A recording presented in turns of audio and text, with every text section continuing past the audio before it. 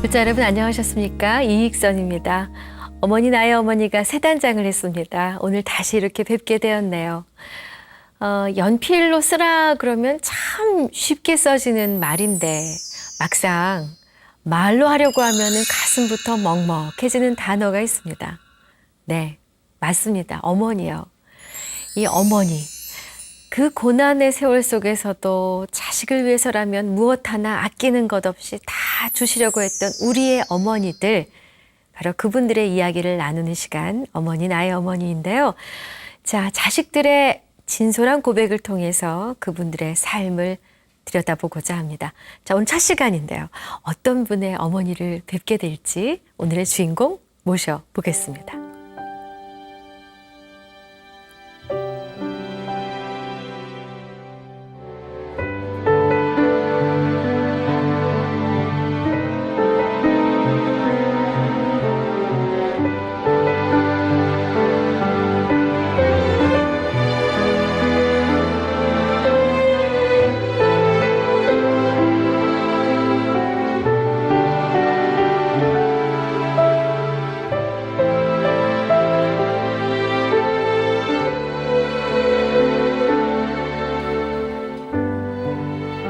네, 오늘 어머니 나의 어머니 첫 손님이세요. 국회의원 강창일 의원 모셨습니다.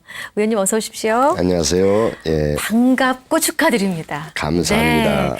아니 지난 총선에서도 연 4선을 내리 예. 당선되셨어요. 예. 좀 지났지만 축하 많이 받으셨죠?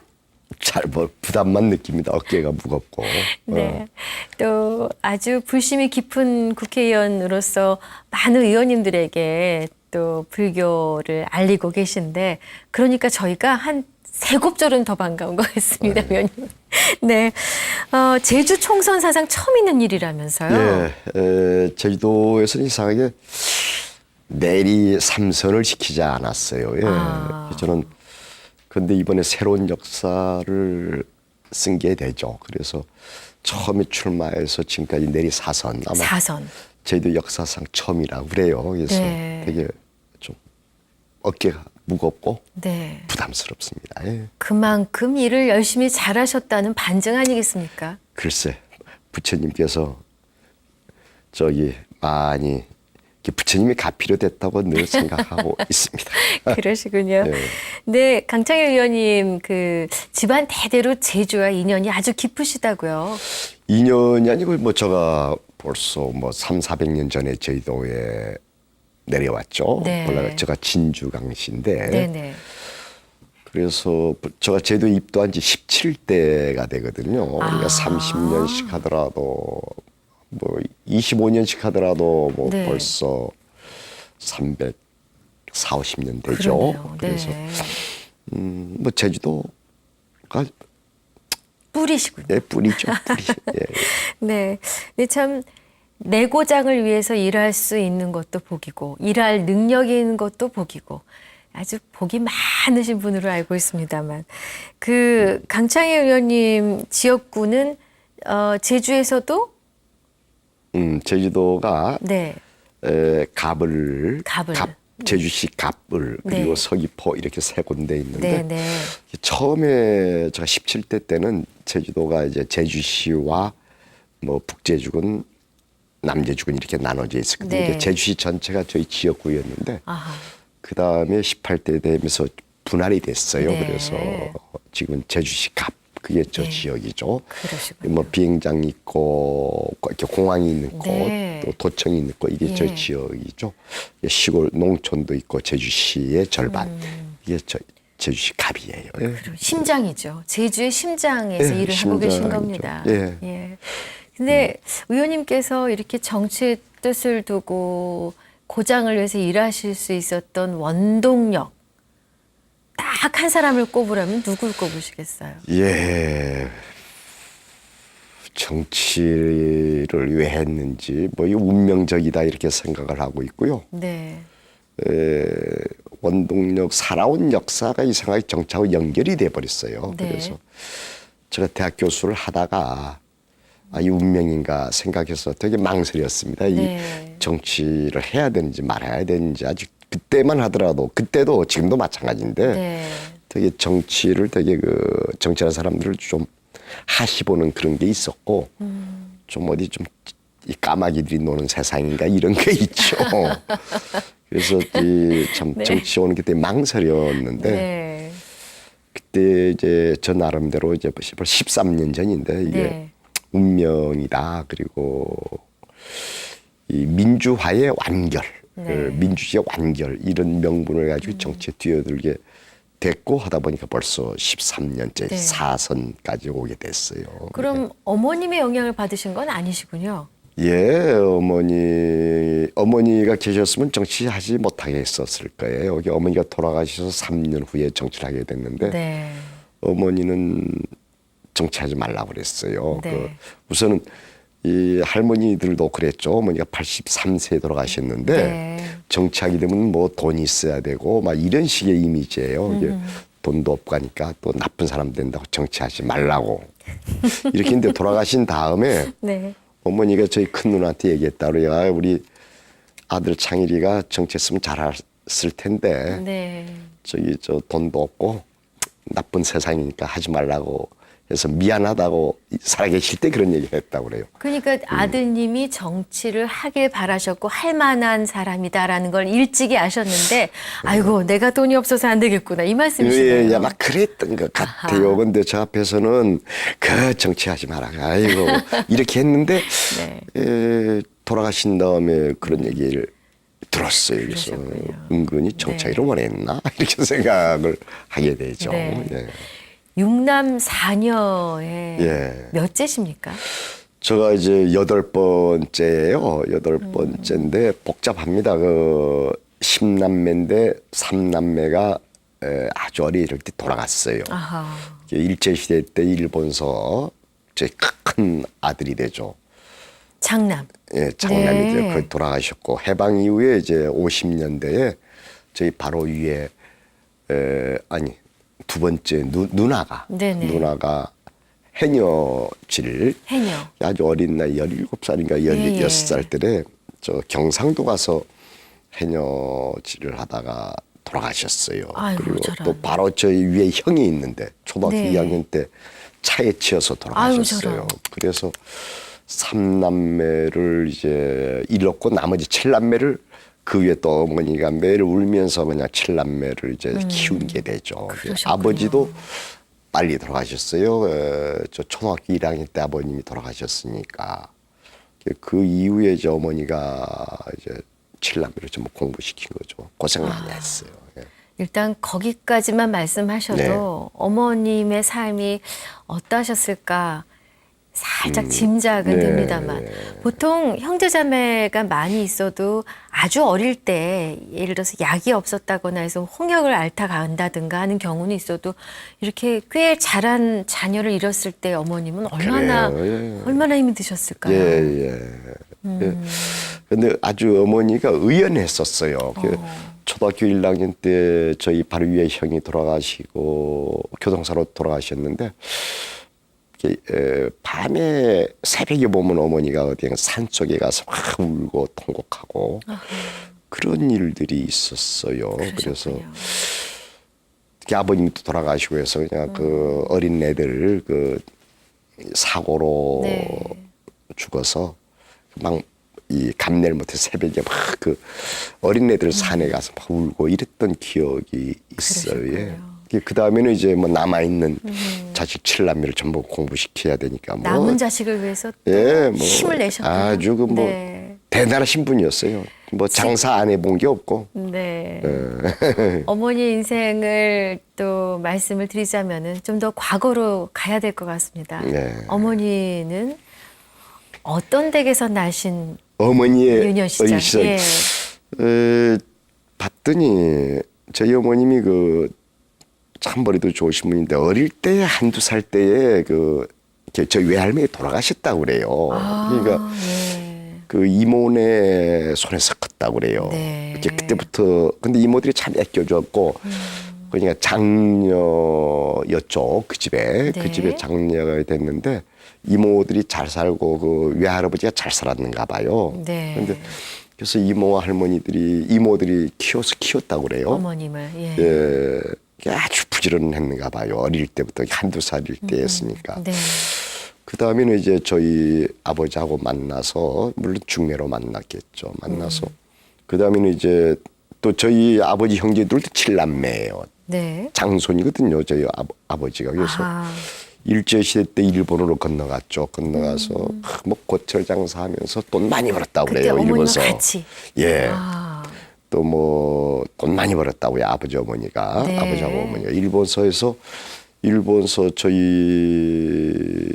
10남매 중에서 5남매는 일본서 태어났죠. 아, 일본서에서 해방되고 나서는 이제 제도 내려왔을 때 돈 네. 많이 벌어서 땅을 많이 밭을 많이 샀는가 봐요. 네. 저희 시골에. 예. 그래가지고 그때부터 이제 그래서 경제적으로는 참 좋았어요. 유복하셨네. 그때는 저 의원님 태어나기 전이시네요. 예, 태어나고 나서도 그 아하. 집도 한 다섯에서 채 있고 밭도 아이고. 많고. 근데 어머니가 워낙 부지런해서 장사를 많이 한 게 없어요. 뭐 당구장도 처음 제주에 당구가 들어왔을 제주에 때 첫 시골에 당구장. 당구장도 했지. 네. 그다음 술 도매상도 하고 네. 농사도 짓고 뭐 식당도 하고 또 담배 가게도 하고 아이고. 뭐 그냥 한꺼번에 막 일을 벌리는 거예요. 어. 그래서 아주 이렇게 경제적으로는 어려움이 없었는데 그냥 저희들이 그냥 미치죠. 저희들이 그냥 왜요? 안 돌고 싶은데 그냥 저희들한테 너 이 밭은 너가 농사지어 다음에 또 담배 가게 너가 지켜 이런 식으로 해서 저희들을 노동요로 써먹은 거예요. 그래서 자식을 열어두셨으니까 예, 예. 하나씩 맡아라. 예, 밭도 하나씩 하고 또 뭡니까 이 청소도 뭐 너는 이 마루 누군 이런 식으로 네. 그래서 전혀 부지런하시면서 그냥 대단했어요 어머니가. 네. 그러면은 아버님은 언제 작고하셨습니까? 저 초등학교 1학년 때 돌아가셔가지고 그게 아버님도 참 비참하게 돌아가셨어요. 아유. 아까 자식들이 애끼는 자식들이 그냥 어린 나이에 사고가 생겨서 그 운명을 달리하게 되니까. 네. 그 다음에는 그 아버지가 매일 술을 먹었어요. 그냥 아유. 그 고통을 이기지 못해서. 아우, 저런. 그래서 3, 4년 좌지간 제가 지금도 그렇게 얘기해요. 술을 그냥 소주를 그냥 그걸로 밥으로 먹는 거예요. 어머나. 그래서 나중에 나 초등학교 1학년 때 아버지가 돌아가셨어요. 이 아버지 모습은 술 먹던 그 기억하고 막 그 배가 불러서 이만큼 누워 있는 모습밖에 생각이 안 나요. 저런. 예. 네. 그 어머니 그래서 그 다음에 어머니의 고생이 더욱더 심하게 된 거죠. 네. 그러면은 의원님 밑으로도 동생이 둘이 더 있지 네, 않습니까? 예, 예. 막내가 몇 살 때였습니까? 막내가 3살 때. 막내가 3살 2살, 때. 3살. 그 막내 2살. 막내가 또 2살 때. 바로 밑에 보위애가 여자 동생이가 4살 때인가. 2살, 4살, 그리고 초등학교 1학년 8살. 예. 그렇게 됐어요. 자식 7이 있는데 아버님이 그렇게 가셨고. 그다음에 어머니가 이 장사 저 장사하면서. 아. 아버지가 돌아가신 다음에 돈은 더 많이 모았어요. 어머니가. 어떻게 해요? 아버지니까 뭐 돈 쓸 일도 없고 또 오로지 그냥 이 장사에만 매달려서 했죠. 네. 그 당시에 그 어머님이 하시는 수많은 일들 중에 하나가 달러와 관련된 일이 있습니까? 아, 그게 아니고 이제 그렇게 해서 초등학교 시골이거든요. 네네. 컸는데 그 다음에 또 대단했어요. 그 시골에 돌로 된 2층 집도 짓고 막 이렇게 했는데 네. 돈 빌려서 어디 했는가 봐요. 그래가지고 다 시골에 있는 집들을 빌려주고 제주시로 나왔어요. 네. 근데 이제 그때 올림픽 같은 것도 있고 해서 일본 물건 제주가 제일 교포들이 많잖아요. 그렇죠. 일전 물건들이 막 제주시 왔죠. 그러면 네. 이제 그걸 받으면 그걸로 일전 물건을 파는 거예요. 다음에 일본 사람들이 일본 돈을 갖고 오잖아요. 네. 우리 달러 장사라고 하는데 돈을 갖고 오면 그걸 환전해야 되잖아요. 이런 식으로 해서 저 고등학교 때는 제주시에서 새빵살이 하면서 일전 물건 장사, 달러 장사하면서 저희들을 공부시킨 거예요, 어머니가. 아, 공부를 시키기 위해서 네. 도시로 나왔고 네, 제주시로. 도시에서 살림을 좀 줄이시면서 넉넉하게 돈을 버셨군요. 예. 네. 이거 뭐늘 현금이 있었죠. 그래서 우리는 지금도 달러 장사, 네. 우리 엄마가 달러 장사하면서 공부시켰다 네. 이렇게 하는데 어머니가 이 대단했던 것 같아요. 참 베풀었던 것 같아요. 가족에게는 좀 엄하고 무덤덤하셨지만 무덤덤. 다른 사람들에게는 또 엄청 다른 베푸는 성격 같아요. 그래서 선거 제가 12년 전에 13년 전이죠. 선거에 네. 나올 때에 저희 어머니 별명이 고산 할머니예요. 고산은 할머니. 고산. 고산인데 저 고향이고. 아, 제주 고산. 예, 예. 고산에서 오신 할머니, 할머니. 할망. 할망이라고 그러는데 할머니는 할망. 할망. 고산 할망, 고산. 어머니는 어멍이라고 하요. 어멍. 예. 그런데 고산 할망. 고산 할망, 고산 할망 아들이라고. 네. 근데 뭐 달러 일제 물건들 집에 와서 이제 또 커피 일제 커피들 있잖아요. 이야. 그러니까 일제 또 밥솥, 코끼리 뭐 상하 예, 뭐 밥솥 예. 있죠. 그런 거 들어오면 이제 일본에서 갖고 와서 우리 집에 파는 거예요. 네. 우리 어머니가 사가지고 또 다른데 파는 거예요. 그런데 오게 되면은 어머니가 늘 커피 끓여주고 라면 끓여주고 손님들한테. 예, 손님들한테. 이야. 그러니까 지금도 아이고 저 고산 할머니 아들, 고산 할머니 아들이라고 자꾸 해서 너희 어머니 그렇게 베풀어주고 뭐 그냥 밥도 같이 나눠 먹고 했다고. 네. 그래서 너는 어머니 때문에 국회의원 됐다고. 그래. 어머니로 받은 점수가 많으시군요. 예, 많았던 것 같아요. 그 네. 살아생전에는 그 전혀 몰랐는데 어머니가 선거 때 흠지나서 사람들 만나게 되잖아요. 네.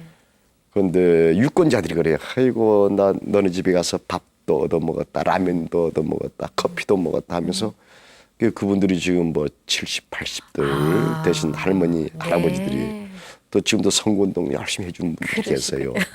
그 어머니하고 네. 같이 쭉 네. 신세졌다고. 그래서 그러셨군요. 어머니가 덕을 참 많이 쌓았던 것 네. 같아요. 예. 근데 요즘 같으면 요즘 어머니들이 자신의 인생을 거의 포기할 정도로 하고 밀쳐두고 자식 공부시켜, 자식 학원 보내, 자식 유학 보내, 아이의 일거수일투족을 다 따라다니면서 헌신을 해도 공부를 제대로 하는 친구가 있는가 하면 또 그렇게 못하는 친구도 있는데 거의 알아서 크신 지금 그런 분위기신데 의원님 공부 잘하셨어요. 예, 공부 잘했죠. 공부 잘하니까 서울대학교가. 근데 그러니까요. 저희들에서 서울대학교가 어려웠을 때요. 혹시 플래카드 붙이고 그러지 않으셨습니까? 플래카드하고 저희 저희들 그때 전체에서 6, 7명도 못 들어갔어요. 저희들 전체가 지금 전체에서. 뭐 20년 전에는 뭐 100명, 200명 들어갔던 이제 5, 6명 들어갈 텐데. 네. 근데 어머니가 고생했기 때문에 고생하는 것 때문에 공부를 안 할 수가 없어요. 이제 그런 거 물론 이제 불교하고도 또 공부하게 된 이유는 네. 공부 잘할 수 있던 얘기는 이 불교 관계가 있어요. 그래서 네. 중학교 때에 매일 중학교 3학년 때부터 매일 관음사 포교당이라고 있는데 네. 바로 옆집에 살았는데 그 집에 가서 매일 저 아침 예불 새벽 4시에 가서 예불 드리고 학교 가기 전에요? 예. 어머나. 4시죠. 그래서 갔다 와서 이제 한두 시간 공부하면 머리에 쏙쏙 들어와요. 그래서 그것 때문에 매일 놀다가도 새벽에 2시간 정도 공부하니까 아주 집중해가 공부했더니 공부 아니 잘할 그 수 있더라고요. 시간이면은 한창 잘 시간인데요. 사춘기에. 예, 그런데 제가 뭐 지난번에 얘기했는데 그 성고은 선생 있죠. 네. 고은 선생님 네, 시인, 시인. 세계적인 시인. 고은 선생이 제주도에 주석하고 있었어요. 1962, 3년도부터. 네. 고은 선생님을 중학교 2학년 때 뵙게 됐어요. 원명사는 절간에서. 네. 그래서 불교에 관심을 갖게 됐어요.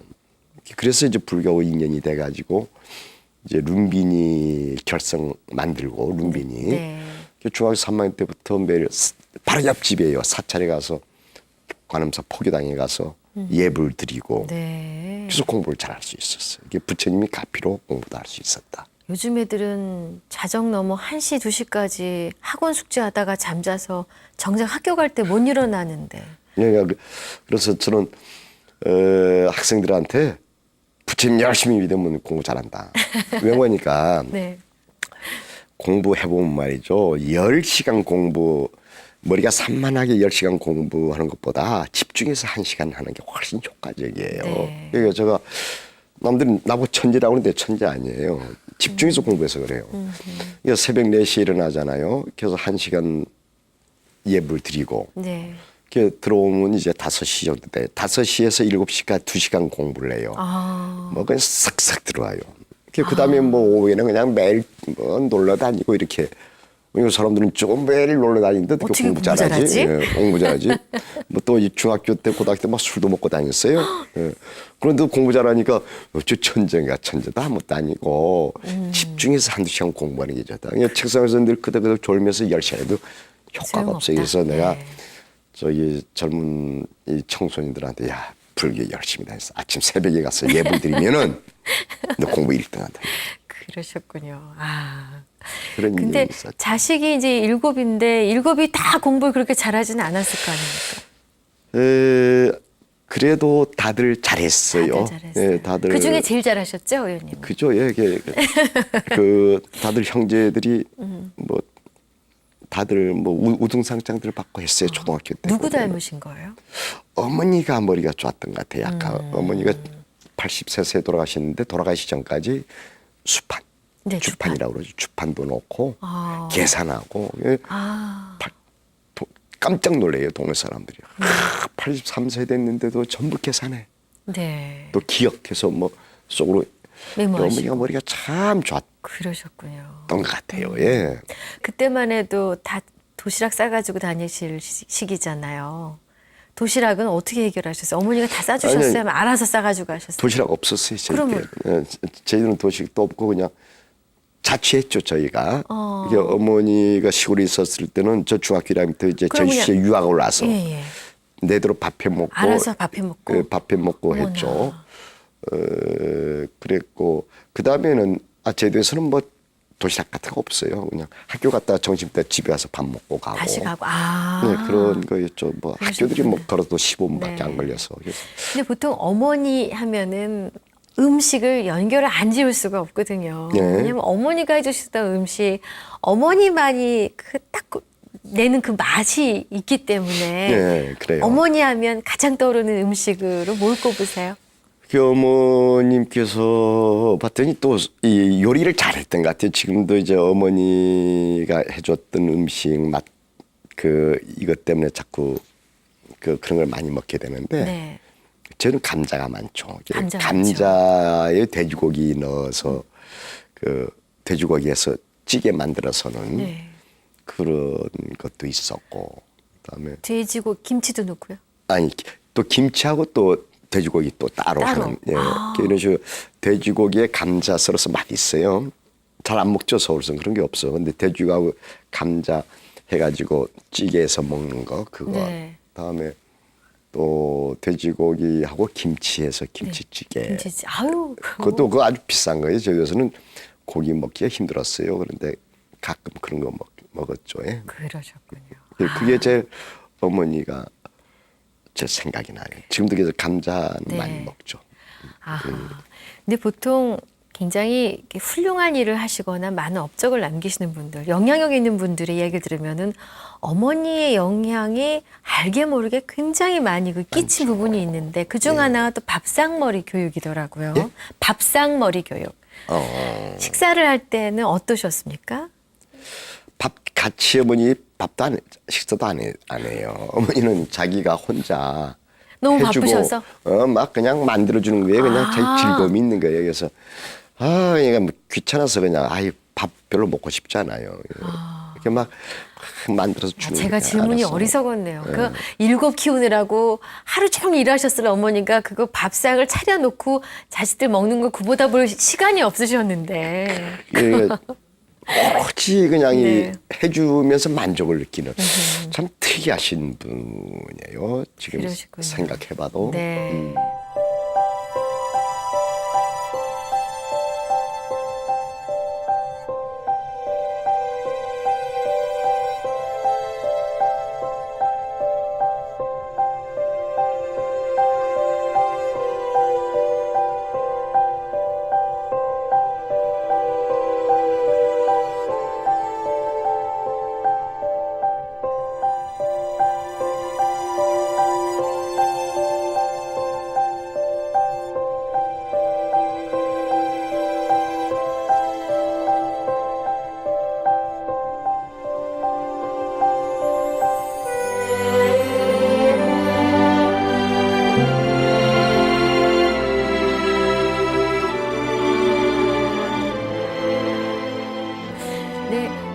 어머니가 아무리 강하신들, 어머니가 아무리 무뚝뚝하신들, 어머니는 여성이지 않습니까? 그리고 자랄 때 분명히 꿈 많은 어여쁜 소녀셨을 거고요. 가녀린 소녀셨을 거고요. 그런 어머니가 억척스럽게 7자식을 먹여 살리면서 하루 24시간을 쪼개쪼개 일을 하실 적에 한켠 너무 힘들고 외롭고 속상하고 그런 어머니만의 그 애틋한 마음이 있지 않으셨을까요? 그때는 그런 걸 별로 못 느꼈고 지금 돌아가신 다음에 그런 걸 느끼고요. 어머니는 또 이 가부장적 사회고 장손, 그러니까 네. 제일 큰 형에 대해서 신경을 많이 쓰고 저희들 둘째, 셋째, 넷째는 그렇게 막 깊은 신경 안 썼어요. 그래서 뭐 특별히 뭐 사랑을 또 무뚝뚝해요. 뭐 자식들한테 막 잔정 주는 성격이 안 돼서. 일관되게 무뚝뚝하셨군요. 예. 그래서 네. 그래도 그 어머니의 깊은 정이 돌아가신 다음에 느끼는 거예요. 돌아가신 다음에. 어머님은 혹시 종교를 갖고 계셨습니까? 그죠. 뭐 제도는 뭐 불교 네. 제도가 옛날부터 당 500, 절 500이라고 그래요. 절간이 500이 있었다. 아, 사찰이 500이 있었고 당, 네, 선왕당, 사찰. 할망당이 500이 있었다. 이렇게 할 정도로 이 사찰이 있었죠. 각 마을마다 사찰이 있었으니까. 네. 그래서 뭐 이 초파일 되거든 매일 절간하고 저는 중학교 1학년 때부터 저희 시골에 있는 사찰에 가서 공부도 하고 쭉 그런 생활이 계속됐었어요. 그러셨군요. 방학 때문에 거기 가서 이제 시원하고 하니까 공부한답시고. 그러면 어머님의 신행 생활도 가끔은 보셨겠네요. 그러니까 굳이 절에 못 가시더라도. 그 어머니의 신행사는 다른 건 구복신앙이죠. 네. 우리 자식들 잘 되게 해달라. 뭐 그런 식으로 해서 막 기도하고 뭐 이런 것만 있고 특별히. 근데 어머님 삶 자체가 보살의 삶이었지 않나 이렇게 생각을 해요. 예. 네. 앞서 먼저 세상을 떠난 그 삼남매 얘기를 조금 더 구체적으로 여쭤보겠습니다. 장남을 일본에서 이루셨다고 네, 하셨는데 그건 기억이 없어요. 예. 들은 말씀도 없으세요? 예, 뭐 아파서 돌아가실 때는 제일 큰. 몇 살 때? 그것도 뭐 한 뭐 6, 7살 때 아, 어린 나이에. 어린 나이에. 근데 이제 가장 그래도 많이 컸던 둘째 누님이 17살에. 예, 저희 누나인데 저 몇 살 때, 저 한 5살, 4살 때 돌아가신 것 같은데 감을 생각이 나요. 되게 얼굴도 이뻤었고 그렇게 또 저를 업고 다니고 이렇게 아, 저런. 한 기억이 가끔 나요. 그분이 그 제도 사람 좀 해녀질 했죠. 저희도 일이 없으니까 이제 그 때가 되면은 경상도 같은데 독도 같은데 가서 해녀질을 하고 그래서 잘 살았는데도 다 그게 뭐 유행처럼 됐어요. 쟤들 따라하는 것이 아주 뭐 출세처럼 생각하잖아요. 그렇게 해서 갔다가 바닷속에서 돌아가셨어요. 이때 아버지 어머니가 쇼크 받은 거예요. 그때 제일 충격을. 애끼는 그 인물도 좋았고 제일 애꼈다고 다 해요. 키워서 시집 보낼 그죠, 그렇잖아요. 저 사후 결혼시켰는데 사후. 예. 다음에 두 번째 저 바로 위에 형은 저 6살 때 같아요. 예. 바로 위에 나가 2살 차이가 3살 차인데 길에서 그냥 차에 치인 거예요. 아니 그 시절은 차도 귀했는데 예, 어쩌다가. 버스인가 뭐 지나가다가 치여가지고 그때 좀 의사라도 있었으면 고칠 수 있었는데 네. 전혀 못해가지고 그러니까 여기서 쇼크 받은 거예요. 어머니하고 아버지가. 그래서 아버지가 그때 아버님은 이제 예, 술, 모든 의욕을 화병, 잃으시고. 화병이죠. 화병. 어머니는 그럼에도 불구하고. 예, 남편도 화병 났지 해놓으니까 이제 오롯이 살아야 되겠다 이런 것 볼락택 같은 분이니까 그렇게 하는데도 못 견뎌가지고 새벽 한 서너 시 되면 그 무덤 산소에 네. 가서 막 울고 그래서 한 6, 7시 되면 와서 이제 우리 밥 해주고 이런 기억이 있어요 여기서. 아유, 네. 굉장히 참 강인한 분이었던 것 같아요 어머니가. 어머님과 나누었던 대화 중에 기억에 남는 이야기가 있으세요? 제가 일본 유학 가 있었을 때에 네. 어머니가 똑같은 돈 벌라고 나이가 70 지나서 일본은 빠찡코에 그 물건 교환해 주는 데가 있어요. 네. 그 아는 사람들이 거기 빠찡코 교환하게 되면 그때 또 난 한 달에 한 25만 엔, 그건 30년 전이니까 큰 돈이었죠. 엄청나게 큰 돈이죠. 네. 그래서 일본에 왔어요. 그래서 우리 집에 같이 살았는데 그때 저 집사람하고 싸움을 했어요. 예. 어머니 앞에서. 어머 저런. 예. 그랬더니 저희 어머니가 네. 나중에 저한테 딱 그때 욕 한 번 처음 먹어봤어요. 뭐라고 어머니가 저는 어머니한테 들을 평생. 짓을 하지 않았는데 그렇게 하는 게 아니다. 아주 엄하게 준엄하게 예. 어디 내 앞에서 와이프하고 싸움하냐고 아. 준엄하게 욕 한 번 했던 적이 있어요. 그래서 깜짝 놀라셨겠는데. 깜짝 놀랐네. 한 번도 대단 맞아 본 적이 없는데. 예, 한 번도 내가 어머니 그렇게 하면 안 돼 이렇게 하는데 어머니한테 처음으로 욕 한 번 들어봤네. 어머니한테 욕 한 번 먹어본 적이 없어요. 저는.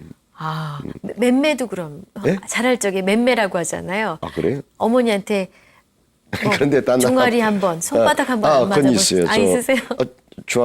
초등학교 3학년 때가 4학년 때 오줌을 쌌어. 그래서 어디 이불에다가요? 이불에 오줌 쌌어. 한번 매 맞췄던 적이 있어요. 아니 그것 때문에 설마. 이불에 오줌 쌌다고. 근데 이제 어머님 사진을 보니까 우리 의원님이 어머님 많이 닮으셨어요. 그렇죠? 예, 성격도 많이 닮은 것 같고 얼굴도 네. 좀 닮은 얼굴은 글쎄 네. 얼굴은 모르겠는데 성격은 많이 닮은 것 같아요. 어느 때 내가 내 속에 어머니가 살아계시구나. 내가 엄마를 빼닮았구나라고 이렇게 느끼세요. 제가 이제 머리가 좋잖아요. 머리가 좋으니까 자타공인? 예, 네. 머리 좋으니까 이 머리는 어머니한테 물려받았구나. 네. 그리고 사람 만나는 걸 그렇게 좋아해요. 제가 어릴 때부터 이것도 어머니한테 물려받았구나. 그다음에 네. 또 자상하지 못해요. 저 애들한테도 그 자상하게 정을 못 줘요. 속으로는 생각을 그렇게 많이 해요. 아하. 이것도 꼭 어머니 닮았구나. 먼저 안아주지 못하셔도 다가와서 와락 아빠를 끌어안거나 하면은 같이 안아는 주시죠? 우리 아들 딸도 똑같아요.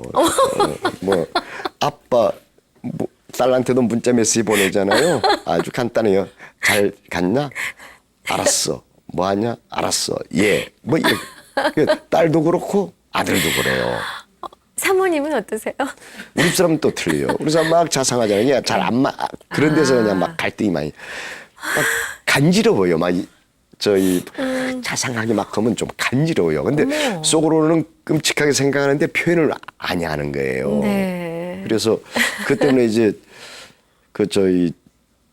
집사람이 섭섭할 때가 많이 그러셨구나. 있었죠. 근데 예. 이제는 좀 이해하는 것 같아요. 그러셨네. 집안 성격이 아들 딸도 그러니까. 집안 내력이다. 예, 아들 딸도 그러니까 표현을 못 해요. 그러시군요. 예. 근데 정치인으로 살아오시면서 얼마나 이 많은 기복이 있습니까? 맑은 날이 있으면 비 오고 궂은 날이 있고 내가 그런 뜻으로 한 게 아닌데 사람들이 오해를 하고 지탄을 하고 또 어떤 때는 많은 갈채를 받고 응원을 받고 이러지 않습니까? 그렇게 힘겨운 상황에 부딪힐 때마다 어떻게 이겨내셨는지 무슨 힘으로 이겨내셨는지 혹시 그 속에 어머니가 계신 건 아닌지 궁금합니다. 글쎄요, 저는 좀 독선적인 게 있어요. 그래서 네. 지금까지 정치하면서 솔직히 해서 불미스러운 일이 없어요. 한 번도 구설수에 그리고 아주 독선적이 돼서 내가 좀 나쁘다면 나쁜 것이라 확신을 가져버려요. 네. 뭐 국회에서 그냥 욕도 좀 할 때가 있어요. 그러면 아주 그냥 지금도 그냥 지구가 두 번 엎어져도 그 상황에서는 욕을 하겠다 이런 게 있어요. 네. 그런데도 그렇게 나는 뭐 열심히 한다고 하는데도 저를 반대하는 사람이 있어. 지역에 가서도. 네. 되게 섭섭하죠. 내가 뭘 잘못했지 이런 식으로. 예, 그런 게 섭섭하고 단나나 국회의원 하면서 국회의원 할 짓인가 뭐 이런 것들 그런 것들 느낄 때가 있고 동료 네. 의원들 보면서 좀 이 문제점 느낄 때도 있고 그런 건 있지만은 그리고 전 너무 국회의원들 욕들 하지 마세요. 이렇게 얘기를 하고 싶어요. 열심히들 하고 있잖아요. 네, 네. 국회 욕해서 덕볼 게 뭐 있어요. 뭐 특히 언론에서 그냥 국회의원들 욕 많이 하는데 그 나라를 위해서 별로 네. 좋지가 않습니다. 오히려 네. 격려해주고 더욱더 열심히 일하도록 네. 이렇게 격려해 주는 게 좋은데 거기서 세상이 어렵고 살기 어려우면 제일 먼저 욕하는 게 누군지 알아요? 정치. 정치인이에요. 네. 옛날은 왕. 그 다음에는 종교에 귀하게 되죠. 네. 예, 그래서 불교도 있는 거고 천주교도 기독교도 있는 맞습니다. 거예요. 맞습니다. 자, 오늘 어머니 나의 어머니 새로 단장하고 몇 년 만에 선을 다시 뵈는 프로그램인데 첫 손님이시거든요. 위원님께서 어머니께 띄우실 편지를 갖고 오셨다고 들었습니다. 예. 네, 이제 부탁을 드리겠습니다. 사랑하고 존경하는 어머님께 어머님 너무 그립고 사무칩니다. 요즘 어머니 생각 때문에 잠을 설 때가 많습니다. 살아 생전에 너무나 불효하면서 제대로 모시지 못해서 더욱 그런가 봅니다. 어머님께서는 1살 때 어머니를 여의고 이모님 손에서 크셨고 장손집 맏며느리로 시집와서 일제강점기 때에 일본에 건너가 돈벌이 하면서 시부모와 시동생, 시누이, 7남매 형제를 돌보시기도 했습니다. 해방 뒤 귀국해서는 시골에서 농사 짓고 수많은 장사를 하면서 7남매 자식들을 키웠습니다. 3명의 자식을 잃고 남편까지도 여신 다음에는 홀로서 남아있는 자식들을 키우려고 여념이 없으셨죠.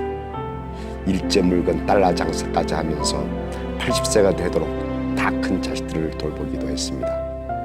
어머님 지금 생각해보니 당신의 삶 자체가 고통이었습니다.